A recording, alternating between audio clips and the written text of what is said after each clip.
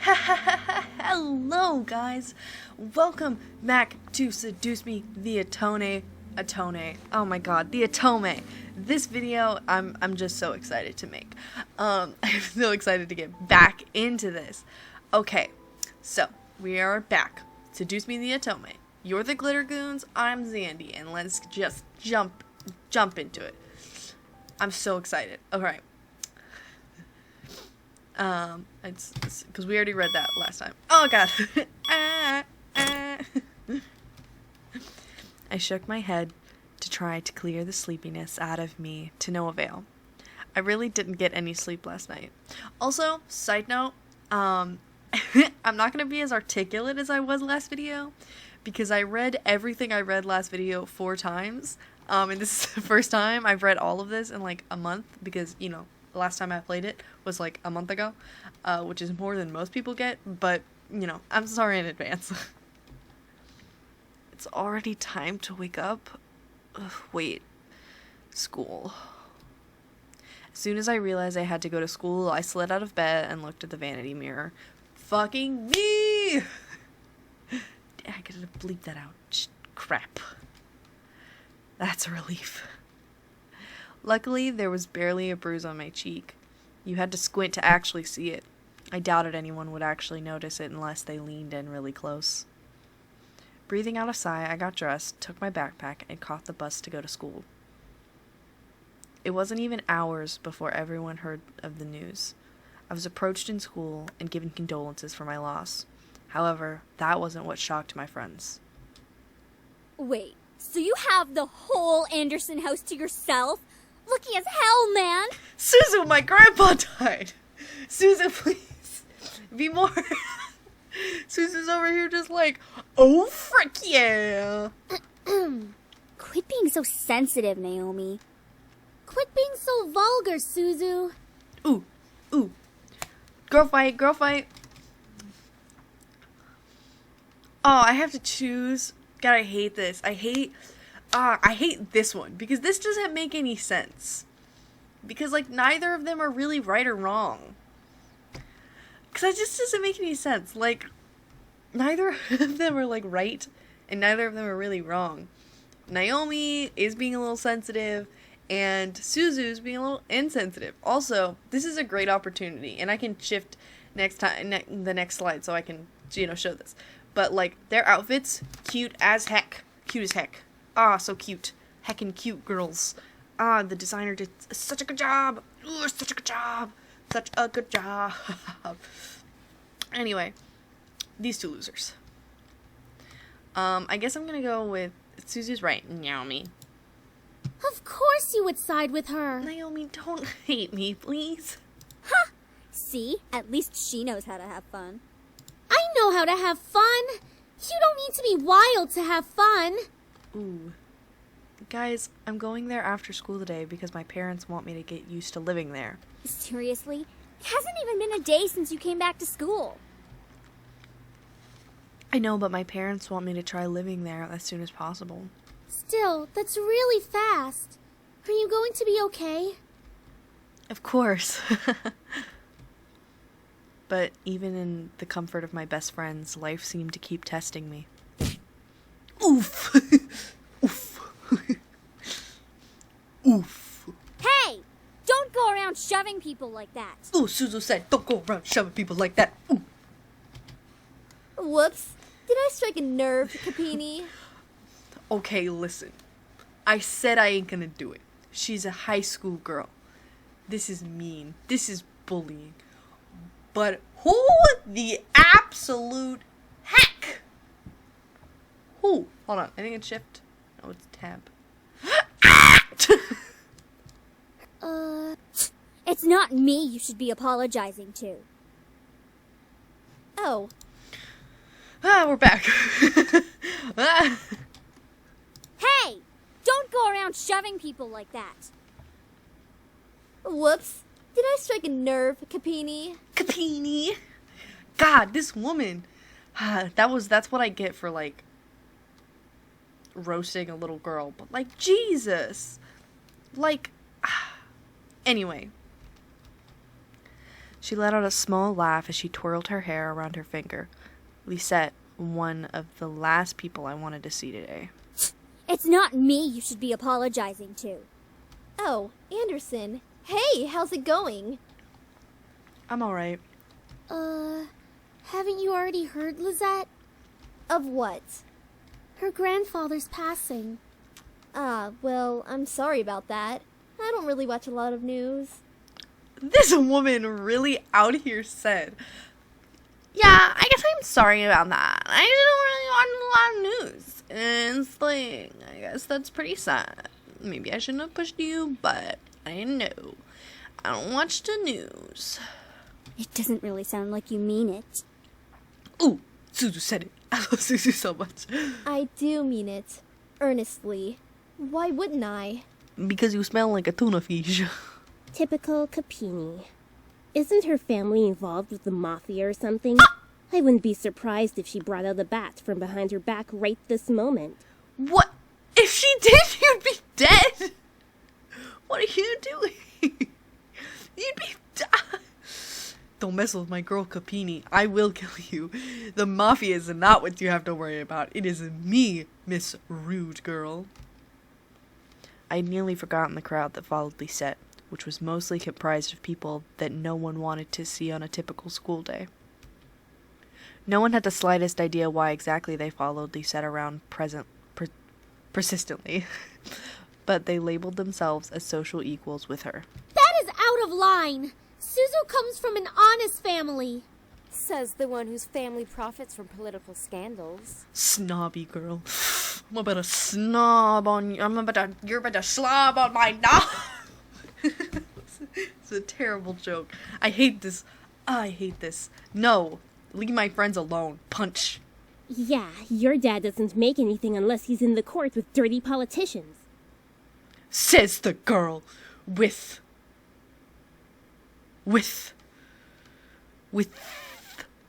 I'm just kidding. I'm not gonna make fun of her lisp. Lisps are adorable.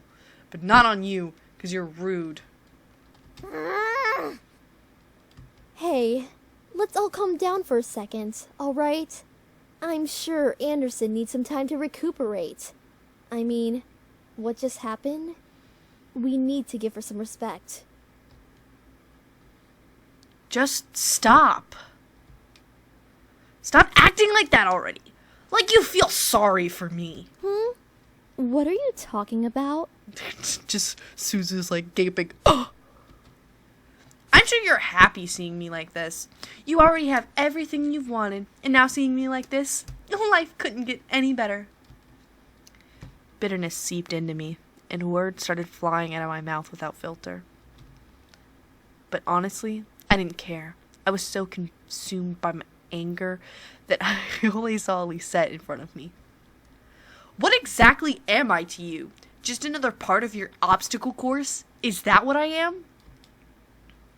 I'm sick of it, Lisette. I'm sick of all of these charades. I'm sick of you. Gasps rose from the crowd. Gasps rose from the crowd around her, and I was brought back to the school hallway. Even my friends beside me looked at me in surprise. One girl looked like she was going to speak up, but Lisette held her hand to stop her. Held her hand up to stop her. What are you, commanding? Are they your friggin' circus? There was an emotion in her face that I couldn't quite make out, but I could see a form of pity in her eyes. No, don't you dare pity me. I looked away from her. I didn't want to see that emotion in her eyes when she was talking to me. She didn't have the right to look at me that way. I'm sorry. I know your grandfather passing away must have really taken a toll on your emotions. Okay, alright. Lisette is patronizing at this point. If she actually cared, like, I feel like that would be different. This wouldn't be like this. She'd be like, oh, yeah, ooh, yeah, I'm just gonna go because I don't want to mess with you anymore. I'm sorry. She stepped towards me and put her hand on my shoulder, giving me a tiny smile, as if for old time's sake. But for some reason, I didn't feel comforted at all. Not that I was just angry at her, but the expression on her face when she leaned in close to me contorted into something complex. Something was different about her. I couldn't quite place my finger on it. Something about her had definitely changed. Well, I'll be going for now. Track meet responsibilities and all of that stuff. See you later.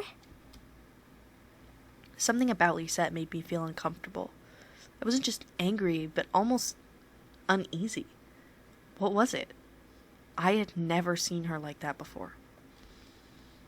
But I decided to pay no further attention to it. She continued running down the hallway with her gaggle of friends behind her.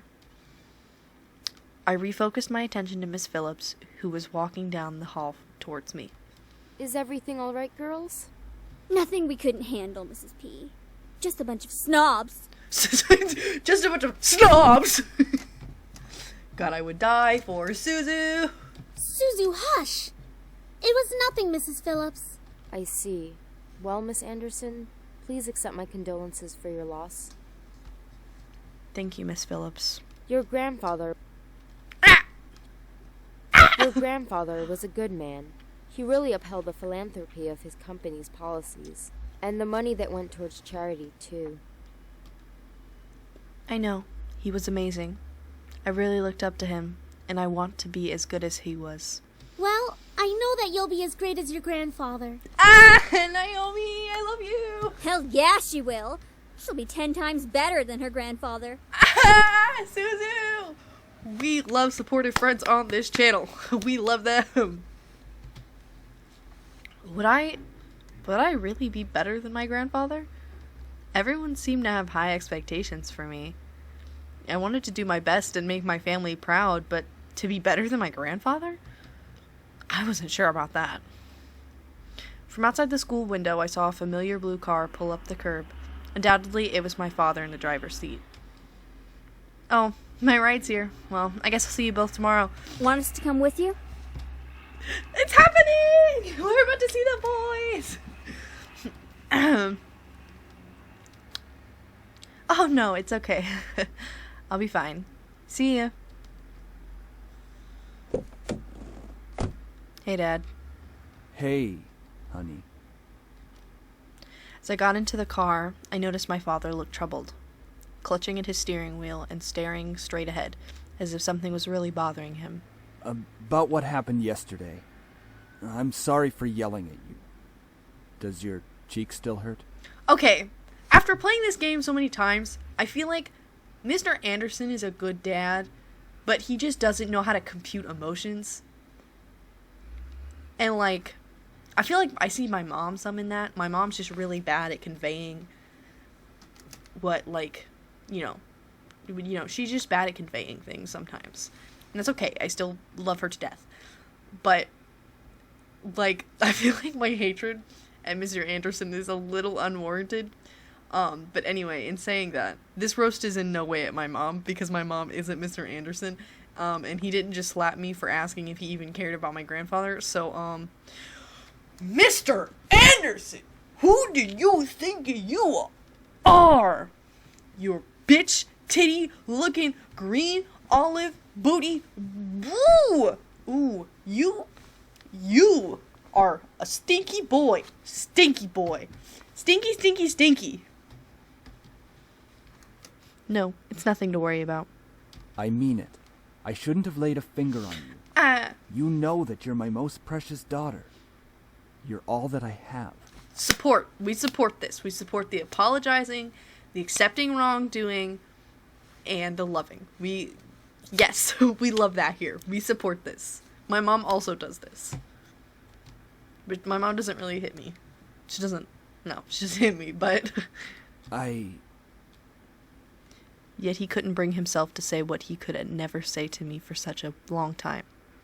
I always wanted to hear those words to affirm how he really felt, but I guess, even now, he couldn't say it to me. No, my mom can say that she loves me. My mom says she loves me all the time. I don't know why I keep comparing Mr. Anderson to my mom. I'm sorry, I'm gonna stop doing that now. I turned my head away to look out the window. There was no point in waiting for something that was never going to come. Come. And like that, he started to drive, and the conversation between us ended. I decided to focus my attention on the passing scenery. We were taking the usual route to grandfather's house, It was located within the vicinity of the school district, but it was still pretty far from the school and from where our house was. He had always lived alone. He insisted on doing things by himself, even at his age, living in such a large house. I wondered, did he pass away with no one at his side as well? It sounded so lonely and sad. It was strange that he had decided on living all alone in his large estate. If anything, he could have lived with us. Though he and my father probably would have given each other the silent treatment the entire time, maybe living alone was preferable to that. I actually hadn't visited him for quite a while. Visits to his house were most frequent when I was a child, and I had grown up long since then. The last time I visited, though, I thought he looked just as he usually was, happy and healthy. But things changed. In the back of my mind, I knew that he would have to leave one day. It wasn't like humans could live forever. So why did my heart feel so heavy?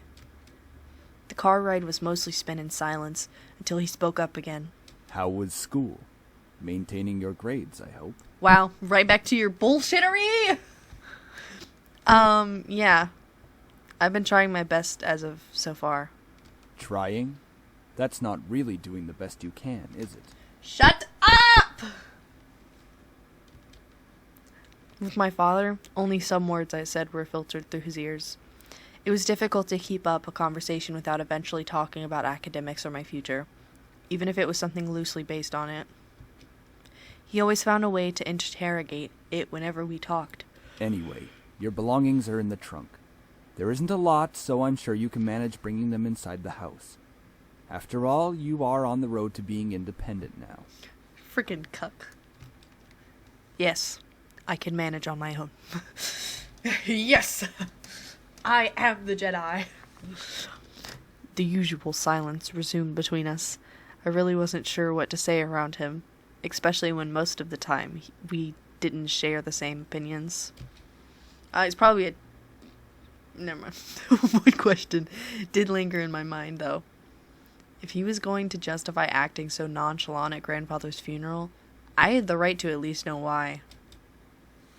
But I'm gonna leave it alone, because I'm not trying to do that. I just want to see my boys, and it's just a bunch of bullcrappery. There was no use talking to him about this. It would be like reopening a wound, or reapplying a bruise. I sighed. He gave me a side glance out of curiosity, but didn't pursue it further. Typical. I leaned against the car door and stared out the window. I really couldn't think. What would this place be like? I had been to my grandfather's house before, but it was one thing visiting, and it was another thing actually living there. How would I manage living on my own without any training to really care for a house? I knew that naturally the bills would be paid by my parents, who inherited grandfather's stocks to the corporation, but I had never lived independently before. Thinking about it made me feel like some kind of bird being pushed out of the nest. Though I was technically an adult, I feel unprepared and a bit daunted at the prospect of actually moving into a new place. Me! Except for I'm not moving into a mansion, I'm moving into a dorm room. Most people my age would be ecstatic moving out. After all, it would symbolize some kind of change in their lives, like being on the road to independence. But I felt like it was nothing of the sort. I really hoped I wouldn't let my parents down. I wouldn't want to let grandfather down. What would he be saying right now? I said that so wrong. I gazed up at the passing clouds in the sky. If you're out there, grandfather, how would you be doing? How would you be... Yeah. Would there be anything you'd want to tell me at this moment? I'm losing my voice. And of course, no answer. What was I doing? Searching for an answer in heaven that would or would not exist? I ducked my head to stare at the blur of trees and cars from the car window. My head was definitely going into the clouds there at that moment. Either way, I found myself being driven off to my new home. Oh, it's almost time. The car rolled up to a stop, and I drifted out of my thoughts. Here we are. Go on in. All right, tell Mom I love her. All right. I love you, Dad. No, make sure to come by and visit us often. No, I'm going to miss you lots. Nothing other than a blank stare. I paused a bit before reaching for the car door handle, waiting for any form of a goodbye, but he didn't speak again. I sighed and exited the car, hearing my dad pop open the trunk. I saw the 2 large bags I packed last night that were large enough to carry only the things I needed. I took them out, placed 1 bag on each shoulder, and closed the trunk. He then drove off, leaving me alone in front of the mansion. I watched the blue car fade into the distance of the road before turning to see my new home. There it is. It's huge. My grandfather gave me this? It's hard to believe. I mean, this is a nice house. The house was framed by a set of tall gates, and I hesitantly pushed them aside to take in the entire estate. The house still looked like it was when I last visited him. At a glance, it seemed kind of intimidating with its size, though if I came closer, it was clear that there was more to it than that. The brick walls were framed by shrubbery and lovely flowers, giving it a homey and welcoming look. But in contrast, the tall doors into the house gave me a feeling of grandeur. Who knew what was waiting for me? But I wouldn't back down at this moment. I took out the key to the front doors and unlocked them. Well, might as well make myself at home. I'll be staying here for quite a while anyways. That was when I saw them. Alrighty, I know I said that we would get to the boys in this episode, but I think that this is where I'm going to end it on a cliffhanger, right at the cusp.